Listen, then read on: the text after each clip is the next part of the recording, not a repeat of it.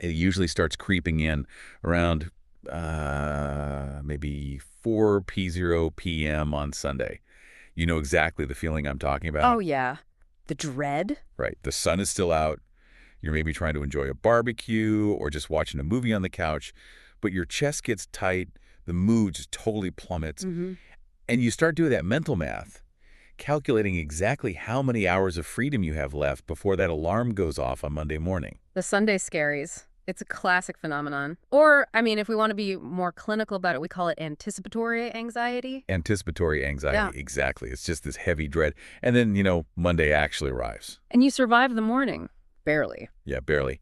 But by the Tuesday lunch break, you're doing the ritual. You're scrolling through job boards on your phone, Mhm. kind of shielding the screen so your boss doesn't see as they walk by. Right, right. And you aren't just looking for a new job at that point. You're fantasizing about this blaze of glory, Mm. flipping a desk, sending that massive reply-all email telling everyone what you really think about the quarterly projections. We have all had that fantasy. It's honestly a really powerful coping mechanism. We imagine that big Jerry Maguire moment. Who's coming with me? Exactly. Right. But then usually you close the tab, you finish your sandwich, and you go back to your desk. Because the actual reality of quitting is terrifying. It is so paralyzing. You get hit with all the what ifs. Like, what if I'm just being dramatic? What if I leave and the next boss is an actual sociopath? Where the money runs out. Right. What if I run out of cash and end up living back in my parents' basement? It just feels safer to stay unhappy than to risk the total unknown. And that paralysis is exactly what we are dissecting today.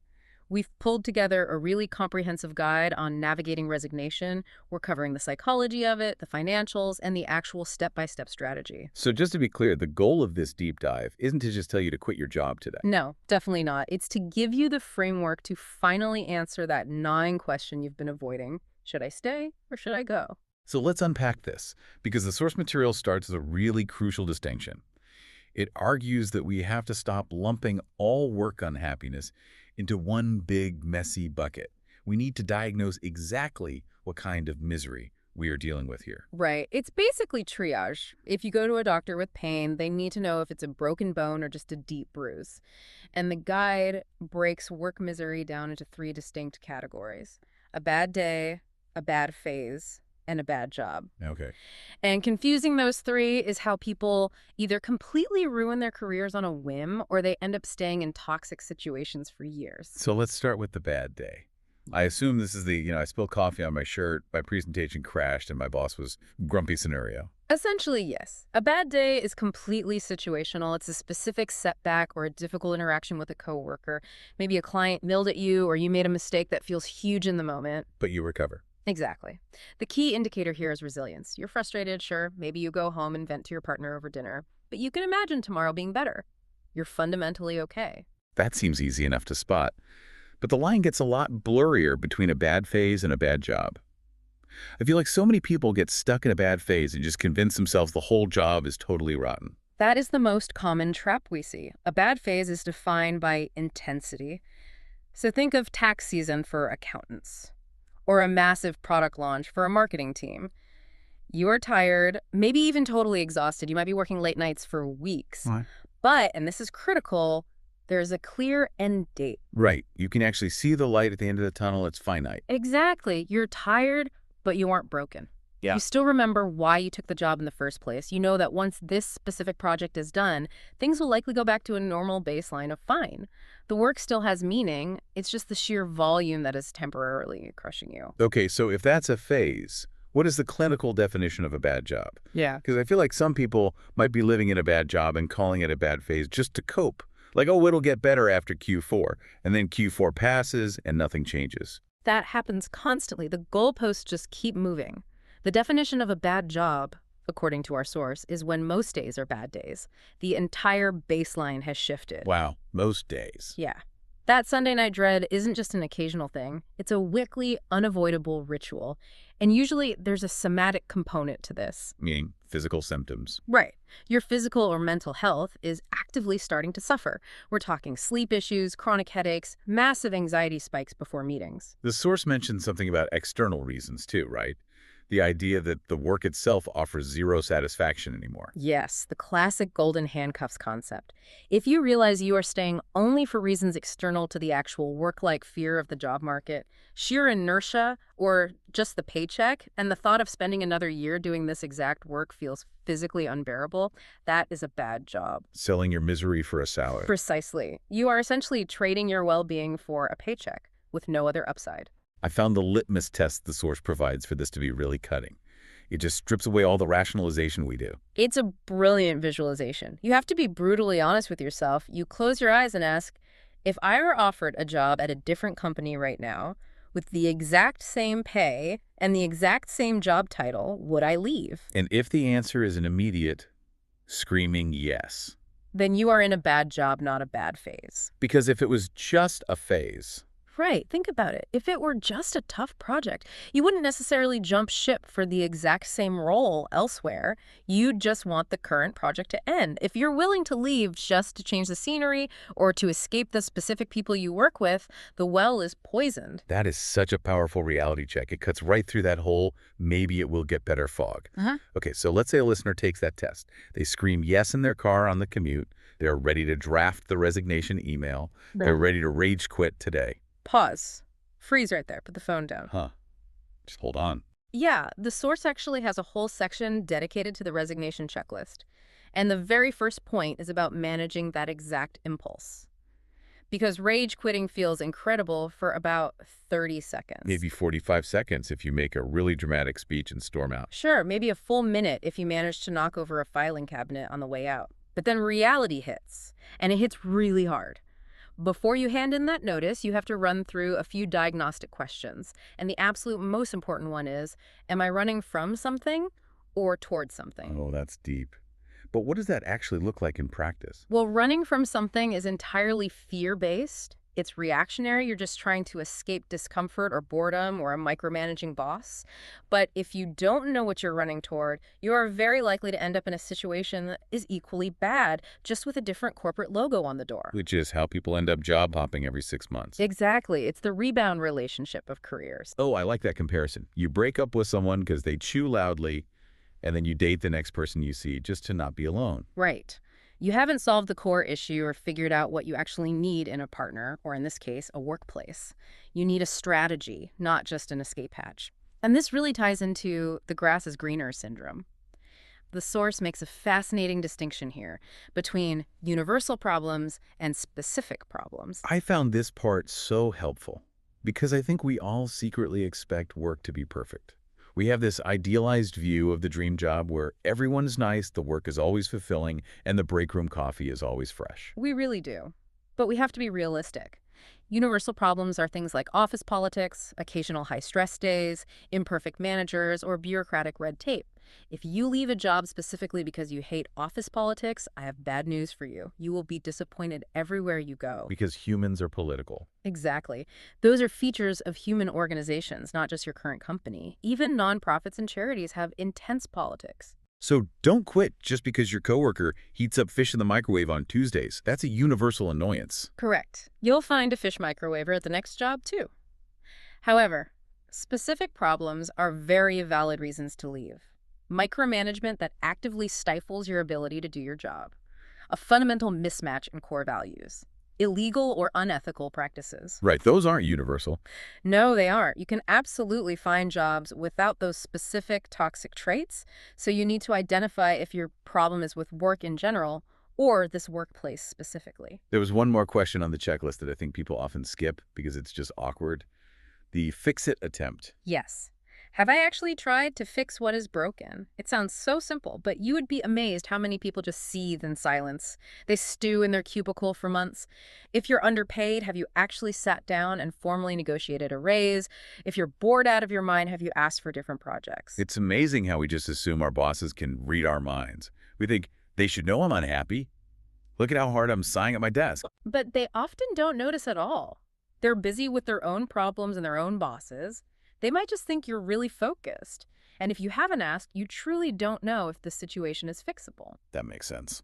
Look, if you ask for a change and they say no, or if they promise change and consistently don't deliver, congratulations, you now have hard data. You know for a fact you have to leave, but you have to ask first to clear your own conscience. Okay, let's shift gears to the part everyone dreads but absolutely needs to hear, the cold, hard logic, the financials, because those fun fantasies of flipping a desk don't actually pay the rent. This is the boring stuff that literally saves your life. We need to talk about runway math.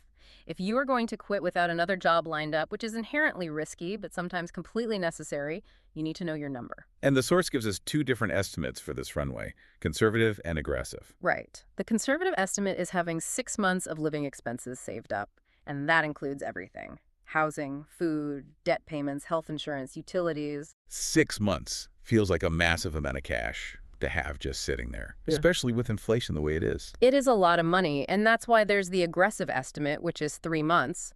But the source explicitly warns that you should only rely on the 3-month number if you are extremely confident you can find work quickly or you naturally have a very high risk tolerance. Because things take time. Exactly. The job market is volatile. Hiring processes that used to take 2 weeks back in the day now take 2 or 3 months with 5 rounds of interviews. But here's the reality check, and I love that the source is really honest about this.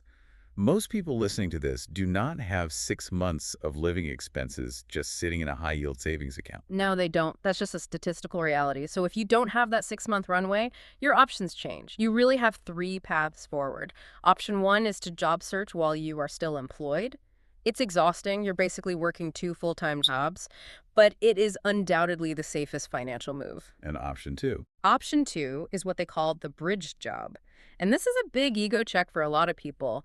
You quit the corporate career job that is slowly killing you, and you take a freelance gig, a temporal, or something totally different. Barista, consulting, driving for Uber, whatever it takes. Just to get by. Just to pay the bills while you search for the real next step. I think people let their pride get in the way of that one a lot. They think, oh, my friends will judge me, or it's a massive step backward on the resume. It's not backward if it buys you your sanity. It buys you the time to think clearly about your career without the sheer panic of watching your savings dwindle to zero. And what's the third option? Option 3 is the high-risk route. You quit with less savings because your mental or physical health absolutely demands it. And if you do that, the source says you need to cut your expenses immediately, not next month, today.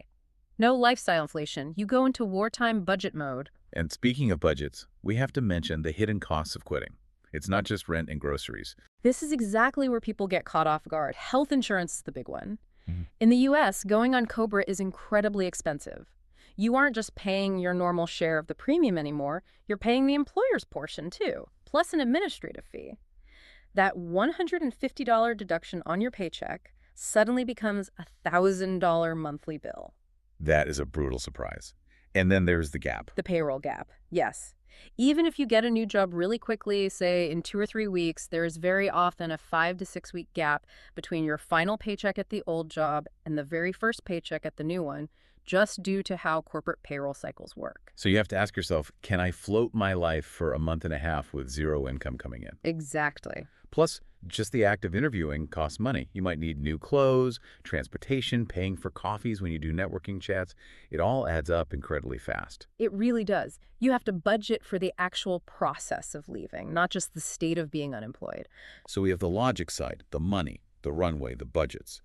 And we have the emotion side, the dread, the Sunday scaries, the anxiety.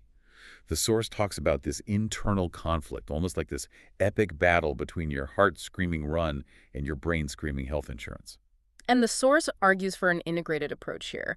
We tend to think we have to choose between being emotional or being logical, like it's a binary choice. But actually, to make a good decision, we need both. How does that actually work in practice? Because they feel totally mutually exclusive when you're in the middle of a panic attack about your inbox. Well, you have to start thinking of emotions as data. The source is very firm on this concept. If your health is suffering or your core values are constantly being violated, that is not just you having feelings. That is valid, empirical data that your current situation is unsustainable. You shouldn't ignore that data just because it's emotional. So you start by just acknowledging the emotion. Yes. Step 1 is simply to acknowledge. Say to yourself, I am miserable here. Step 2 is to investigate the logic. What are my actual options? What is my financial runway? And step 3 is to make a plan that honors both sides. So blending them. Right. It sounds like I need to leave because I'm miserable, and D, I need to do it strategically because I have rent to pay next month. It's about validation without recklessness. But are there times when logic just goes completely out the window? Are there red lines where you just drop everything? Absolutely. The source lists deal breakers where immediate planning and exit is needed. Abuse, harassment, illegal practices, overt discrimination, or severe health impacts. If the job is literally putting you in the hospital with stress-induced heart palpitations, the logic of saving for 6 months becomes completely irrelevant. Right. You just have to get out. You have to prioritize survival. You can figure out the money later. You can't figure it out if you've had a total physical breakdown. That's a really important distinction. Safety first, always. But let's flip the script for a second. We've talked a lot about leaving, but the source has a really interesting section on when to stick it out. Because sometimes staying is actually the smart, strategic move, even if it's tough day to day. This is the counterintuitive advice that people don't always want to hear. The biggest reason to stay in a tough job is learning. If you are actively gaining valuable skills, building niche expertise, or getting exposure to projects that you simply cannot get elsewhere, that is career currency. Sometimes it is worth waiting through a bad phase to get that specific badge on your resume. What about money? Is it ever worth staying just for a bonus payout? Oh, definitely. If you are close to a vesting period for stock options or a significant annual bonus, and we're talking a few months away, not years, then yes, the strategic move is very often to wait it out.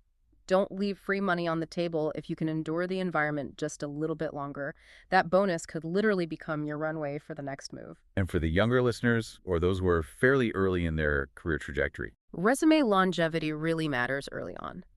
If you have a string of 6-month stints on your LinkedIn, it raises immediate red flags for recruiters. It signals a lack of perseverance or maybe bad judgment in picking roles. Sometimes sticking it out to hit that solid 1-year or 2-year mark gives you significantly better options for your next jump.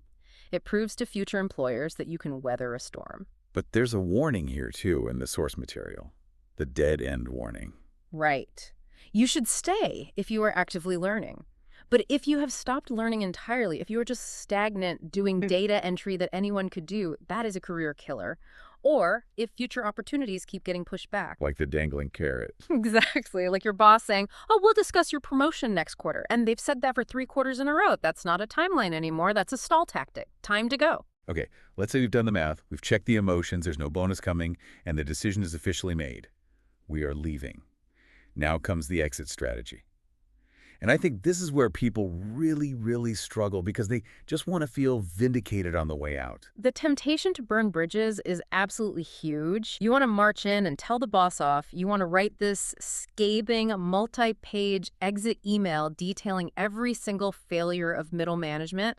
You want to be the hero in your own movie. The source is unequivocal here. Do not do it. But why not? If they were truly terrible managers, don't they deserve to know how badly they messed up? Because industries are so much smaller than you think they are. You might need a reference from someone there later. You might end up working with these exact same people again at a totally different company 5 years from now. Burning a bridge feels amazing for a moment, but it can haunt your career for decades. So what does the perfect resignation letter actually look like then? It is boring. It is incredibly painfully boring. The formula is literally just, I am resigning effective this date. Thank you for the opportunity. Sincerely, your name. That's it. Wait, really? No explanations. No, I'm leaving because I found myself and realized my worth. None. Do not explain, do not criticize, do not elaborate on your future plans. You do not need to justify your decision in writing. Anything you write in that email can and will be forwarded around. It becomes part of your permanent HR record at that company. Keep it legally dry. And how do you actually deliver the news? Just email it to HR. Drop it in a Slack channel. Never let your boss find out you are quitting via email if you can help it. Have the conversation in person or on a video call before you hit send on the official letter. It's just a professional respect thing. And keep the conversation brief. Just say, I've accepted another opportunity. You don't even have to tell them where you're going if you don't want to. What about the exit interview? HR always schedules one for your last week. I feel like people treat this as their company-sponsored therapy session. It is a trap. I repeat for everyone listening, the exit interview is a trap. Wow, really? A trap? That sounds ominous. Listen, HR is there to protect the company from liability, not to advocate for you as a departing employee. They are highly unlikely to change deep systemic issues based on the feedback of someone who is already walking out the door. But any negative comments you make can go directly into your personnel file. Oh, I see. Yeah, they can label you as difficult or disgruntled, which directly impacts whether you are eligible for rehire down the line or what they are legally allowed to say if someone calls them for a reference check. So what on earth should you say when you're sitting in that HR office? The source advises keeping everything vague and relentlessly polite. Say things like, "It was just time for a new challenge," or "I'm looking to grow my skill set in a different direction." Even if the place was a toxic nightmare. Especially if the place was a toxic nightmare. If it's toxic, you just want to get out with your professional reputation completely intact. In fact, if it's truly toxic, the source points out that you can give shorter notice and you can actually just decline the exit interview entirely. You have absolutely no legal obligation to give them free consulting on why their culture is broken. That is so liberating to hear. Okay, so you've handed in the boring letter. You've survived the awkward conversation with the boss. Now you have those final 2 weeks. The aftermath. This is such a weird liminal time. The source literally calls it an emotional roller coaster. I always thought it would be purely happy. Like, I'm free. I can just coast now. That's the first stage, relief. Yeah. But then comes the doubt. You wake up at 2 a.m. thinking, did I make a massive mistake? What if I completely fail at the new place? Then comes grief. Grief. Over a job you hated. Yes, because even if you hated the job, you're losing a familiar routine. You're losing daily contact with your favorite work friends. You're losing the established identity of being the senior manager at whatever company. It is a real psychological loss. And then the practical weirdness sets in at the office. Oh, yeah. Colleagues might suddenly turn cold. They might treat you like a traitor to the team or just act like you're already a ghost. It can be very isolating. You're physically sitting there at your desk, but you aren't really part of the ecosystem anymore. You're off the important email chains. And the last day is never like the movies, is it? Never. You expect a parade and a heartfelt speech. You usually get a half-eaten sheet cake in the fluorescent break room and a quick wave goodbye. It's usually incredibly anticlimactic. And that alone can feel surprisingly sad. The source also mentioned something I hadn't really thought about. Knowledge transfer. Oh, it's brutal. You suddenly realize how much critical information is just stored organically in your brain. Passwords, weird client quirks, exactly how to unjam the third-floor printer. Trying to download 4 years of nuanced experience into a single Google Doc for your poor replacement is super stressful. But you just do your best. It's part of leaving professionally. And then you survive the last day, you start the new job. And we automatically assume that everything will be perfect immediately. The grass is greener. Which is a perfect recipe for a breakdown. The source reminds us of a really important timeline. It takes 3 to 6 full months to actually settle into a new role. That long. Easily. You are a beginner again. You don't even know where the bathroom is, let alone the complex server protocols. You have zero social capital built up with your new team. Don't panic if the new job feels really, really hard at first. That is just normal onboarding friction. It doesn't mean you made the wrong choice. This has been such a thorough walkthrough. I feel like we've really covered the entire life cycle of leaving, from that very first Sunday afternoon scare to packing up the final cardboard box on a Friday afternoon. We really have. It's a massive psychological and logistical journey. So if we had to boil all this down for the listener who's maybe sitting in their car right now, staring at the steering wheel, debating whether to walk into the office or just keep driving past the exit, what is the big overarching takeaway? I think it's this. Deciding to stay or go is easily one of the hardest professional choices you will ever make. But we have to completely dispel the myth that staying is the safe, neutral option. Right. Staying in a soul-crushing bad job has very real compounding costs to your physical health, to your long-term career growth, and to your baseline happiness, just like leaving does. Inaction is also an action. Exactly. Choosing to stay is still a choice. You have to learn to trust yourself. If the data, meaning your emotions, the financial logic, the lack of upward growth is telling you it's time, trust that data. You can figure out the next step. You have way more agency in this process than you think you do. And that leads us to a really fascinating final thought for today. We so often look at the risk of leaving. We ask, what if I fail? What if the new place is worse? But there's a whole other side to that coin that we ignore. There really is. And I want everyone to just sit with this for a minute. We obsess over the risk of the unknown. We analyze it to death. But we almost rarely calculate the compounding silent risk of staying in a place where we aren't growing. So ask yourself, at what point does safety actually become more dangerous to your future than the unknown? Definitely something to think about while you go update that resume this weekend. Thanks for joining us on this deep dive. We'll see you next time.